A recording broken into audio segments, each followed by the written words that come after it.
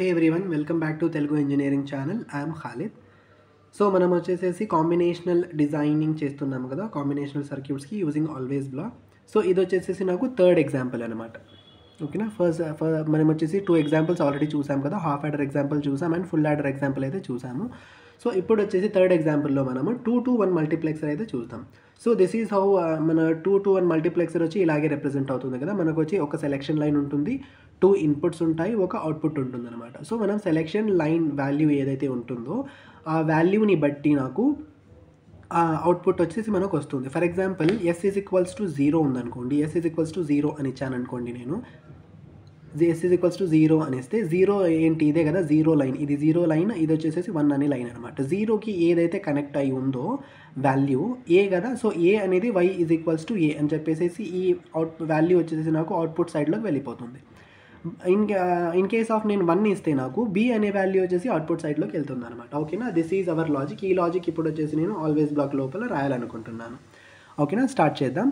First వచ్చేసేసి module రాసి module name ఇక్కడ నేమ్ ఇస్తున్నానంటే మక్స్ 2 to 1 అనమాట. మక్స్ 2 to 1 అని ఇస్తున్నాను నేను వచ్చి ఇక్కడ చూస్తే మీరు 2 to 1 _ మక్స్ అని నేను ఇవ్వలేను అనమాట. ఎందుకంటే 2 అనేది నాకు ఒక డిజిట్ కాబట్టి అది తీసుకోదు మనకు. ఓకేనా, అందుకని చెప్పేసి మక్స్ _ 2 to 1 అని నేను మాడ్యూల్ నేమ్ ఇచ్చేసి ఆ తర్వాత ABS.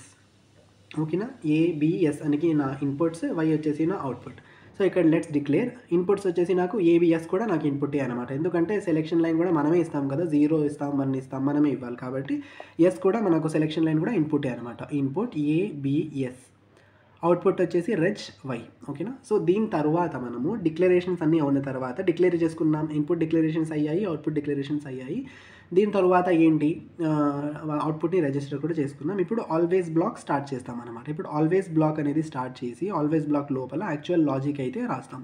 మన 2 to 1 మక్స్ లాజిక్ అయితే మనం వచ్చి ఆల్వేస్ బ్లాక్ లోపల రాస్తాం.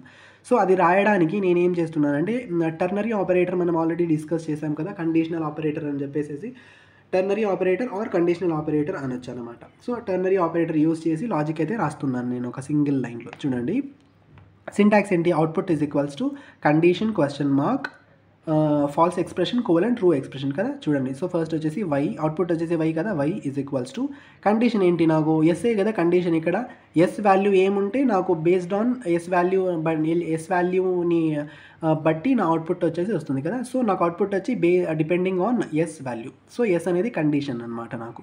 సో ఎస్ అనేది కండిషన్ ప్లేస్లో రాస్తున్నాను _ సో ఇప్పుడు ఇది 0 అన్నమాట. సో 0 ఉన్నప్పుడు నాకు ఏం అవుట్పుట్ వస్తుంది, 1 ఉన్నప్పుడు నాకు ఏం అవుట్పుట్ వస్తుంది.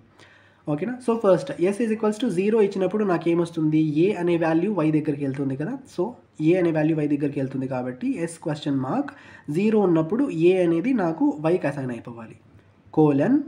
1 ఉన్నప్పుడు ఏంటి, b అసైన్ అవ్వాలి కదా. సో b వచ్చేసేసి నాకు b అనేది అవుట్పుట్ సైడ్కి వెళ్ళాలి. ఇక్కడ b అనేది నాకు అవుట్పుట్ సైడ్కి వెళ్తుంది కాబట్టి b : 1 ప్లేస్లో b అని రాశాను నేను.